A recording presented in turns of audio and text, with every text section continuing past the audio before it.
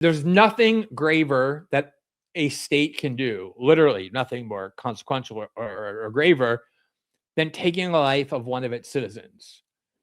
In order for them to do that as punishment for a crime, there's an endless array of trials and appeals and legal challenges and new laws, because we want to make it difficult on purpose for the state to extinguish life, in part because of the sanctity of life, but also because of the historic dangers, the obviously visible dangers from having armed agents of the state, especially not even after a trial or a sentence, but just on the street reacting.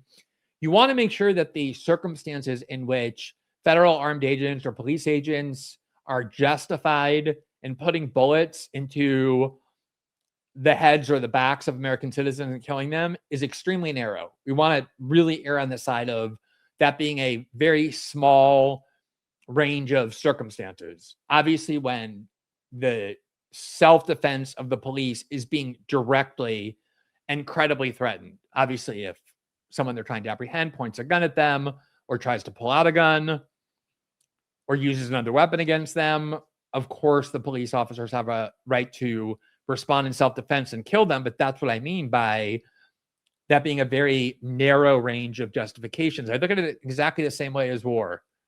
I'm not somebody who's prepared to say that war can never be justified, but the idea that war is a last resort is both a cliche, but an absolutely vital truth. And we have completely dispensed with that. And the reasons we go to war and the casualness with which we go to war is unlike any other country on the planet.